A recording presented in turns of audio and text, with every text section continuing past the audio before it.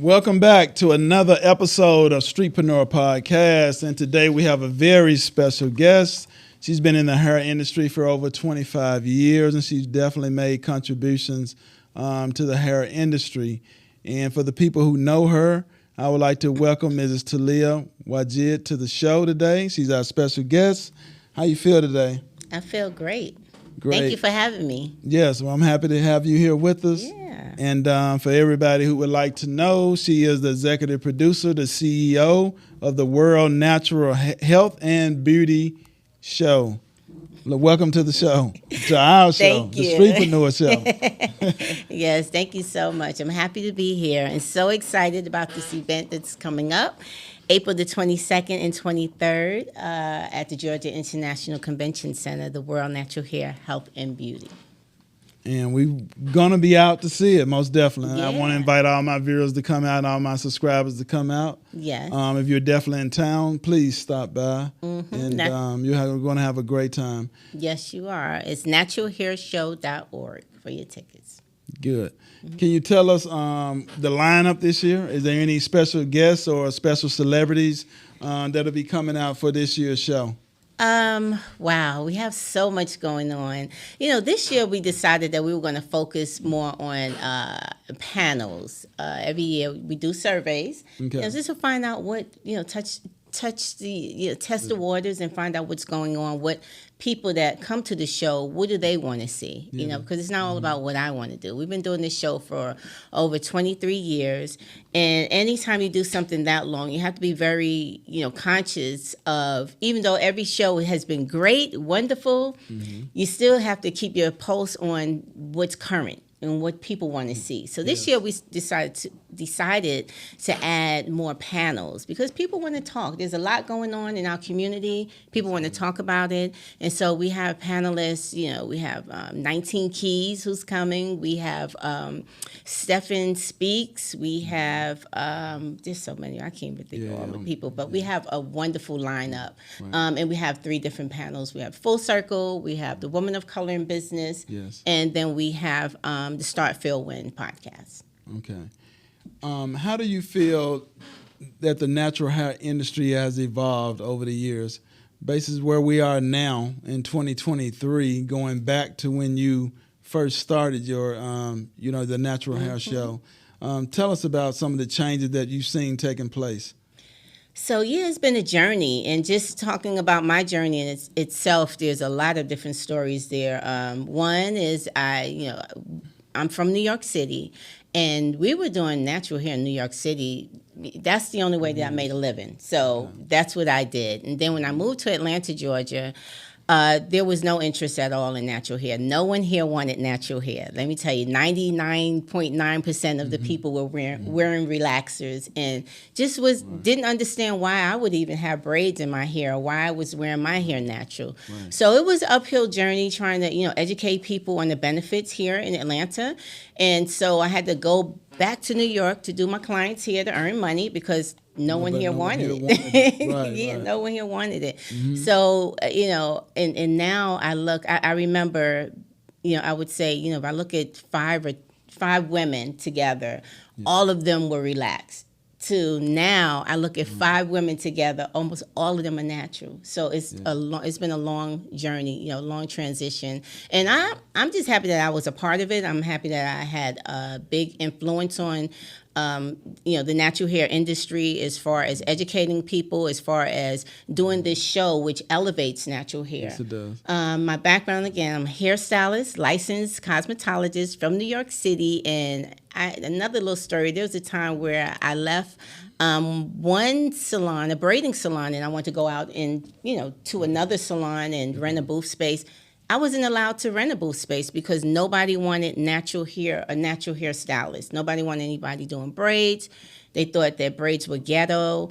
Natural hair was unkept and just, ill, Just had a bad image. Yeah. So, we went from that to now. It's just embraced so, it's just being embraced by almost everyone, not only just by people, but by mainstream, everywhere you look. Right.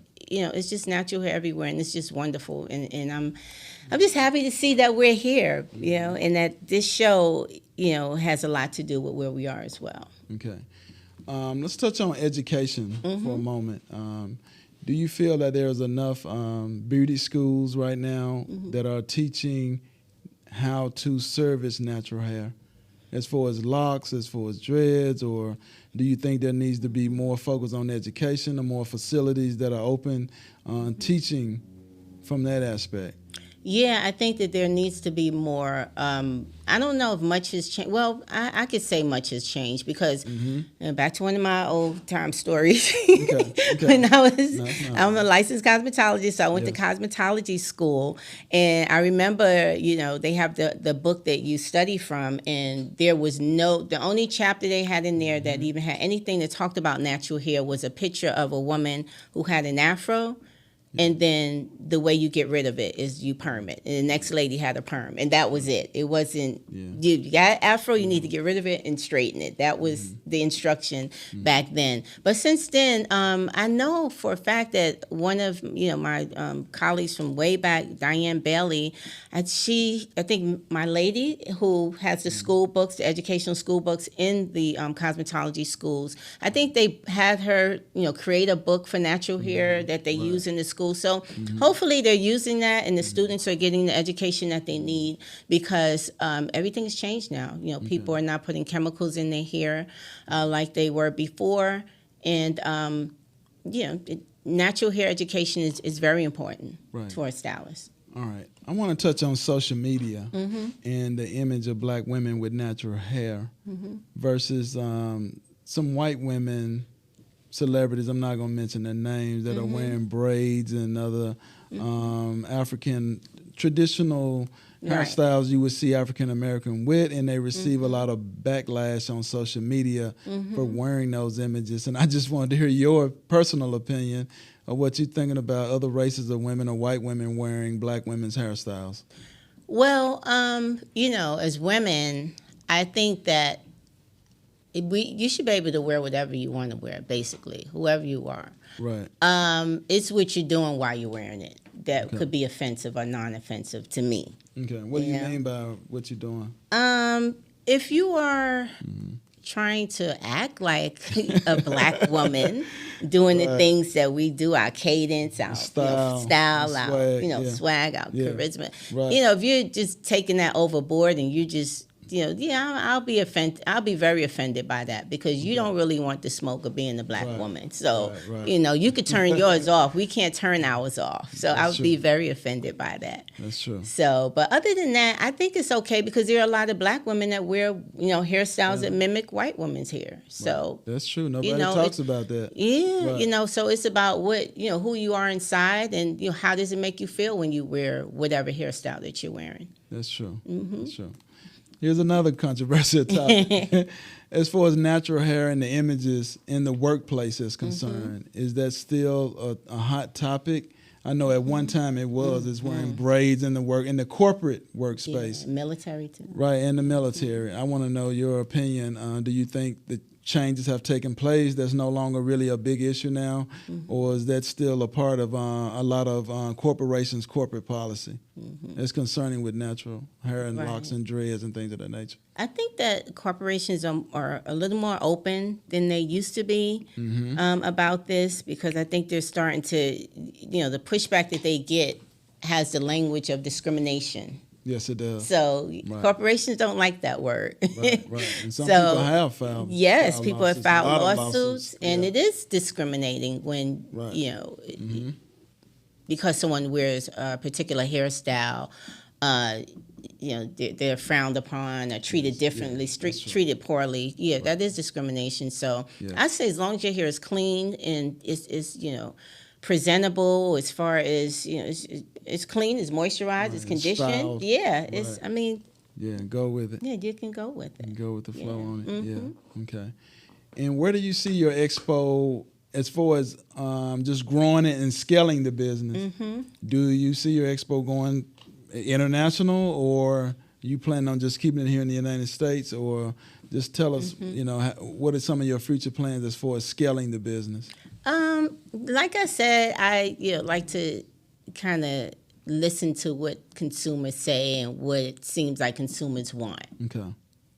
Because there was a time where a business owner, someone that has products, and I have hair care products as well, we could tell customers what to do. Here, this is what we're doing. You need to buy this. You need to go here. You need to do this. Okay. That's not this consumer. This consumer kind of tells us what we need to do. And if you're smart, you listen. Right. So it's just very important for me to stay connected to this consumer and just kind of see what they want and go with that. Just go from there. Okay. Yeah. I want to touch on product lines. And I know that you have your own for women, men, and also for children. Can you elaborate to us about your particular products that you offer? So, I had the first full collection of, I'm saying line and collection at the same time, full collection of hair care products for natural hair. And they debuted back in 1996. It was the only collection of products available for women that wanted to wear their hair natural. Okay. So since then, I've come up with maybe about 6 or 7 different collections. And so there again, you listen to what the customer wants and you adjust.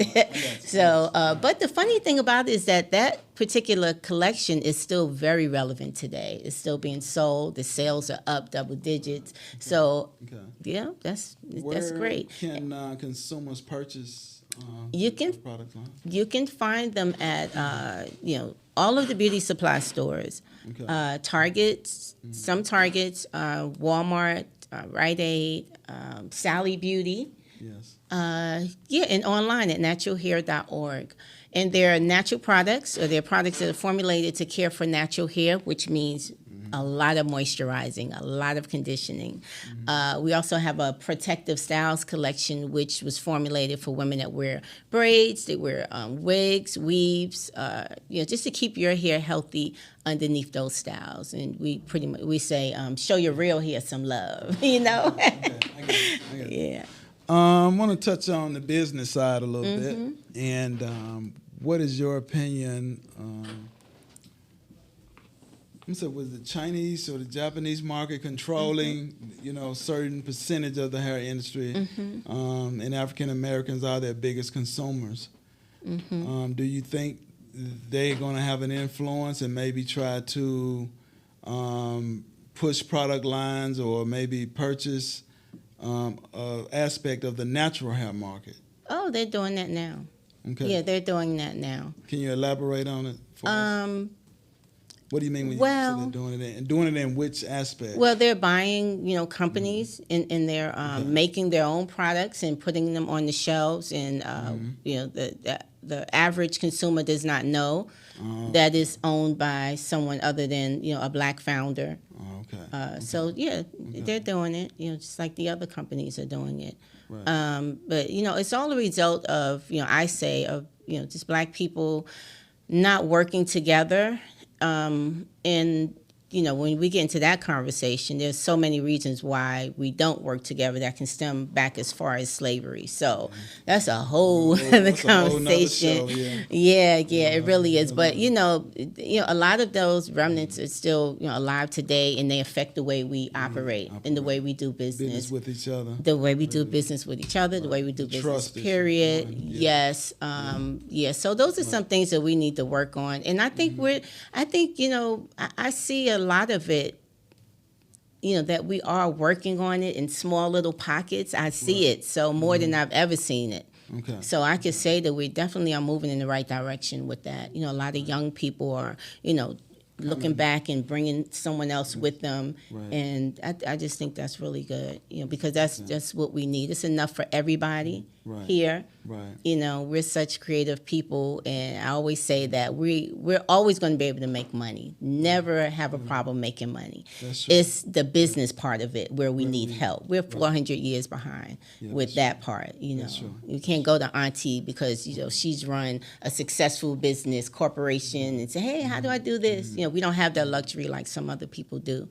Right. So it's important that we do work together, talk to each other, find mentors, and just try to elevate ourselves. And the only way to do that is that we have to work with each other. Yeah, that's true. Yeah, that's right? true. That's a whole nother show. Yeah, a whole nother show. Whole nother show with that, yeah. As far as your annual, I know this is your annual event. Do you do any workshops, smaller workshops? Or just, educational workshop classes that you may offer throughout the year? Yes. Okay. Throughout the year, throughout the weekend for the show? Not necessarily about the show, just in general throughout the year. Maybe like a quarterly event or something of that nature. Well, we were thinking about getting back to it. I used to do a hands-on seminar, for hair care. Okay. I still dabble in hair care. I don't do hair, but I do have the products. But business is very important to me. Like what we just talked about, the importance of us elevating ourselves in business. Like I said, we're always going to make money, but there's certain fundamentals in business that you have to have if you want longevity, if you want to be able to build your business up to exit out, with, selling it or passing it along. Right. These are things that we don't know. We don't go into business with a plan to get out. We go into business because we're feeding our families. So we have to get beyond that and get to the next level of business. And that's what's important to me now, is to have those kind of conversations and share that information with, young entrepreneurs, young businesses, Black-owned businesses, so that we can, start getting to that next level of doing business. Right. Do you see more natural hair salons opening now versus maybe 5 or 10 years ago? Do you think the market has expanded as far as actual locations where people,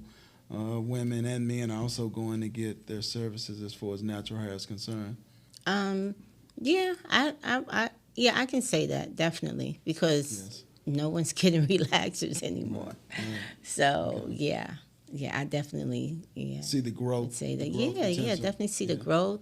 And I see it continuing. It'll never go back to the way it was, where there were 90% of African American Black women wearing relaxers. I don't think it'll ever go back.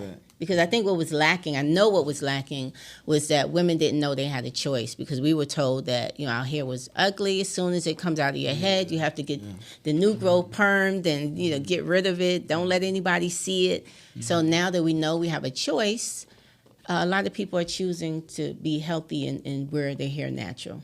Okay. Let's talk about sponsorships for your annual event.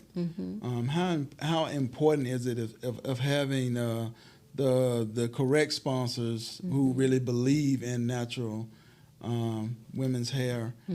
How do you go about your selection process of sponsors, or do they just contact you and be like, hey, we want to gain this particular market share, we're interested in reaching this particular demographic?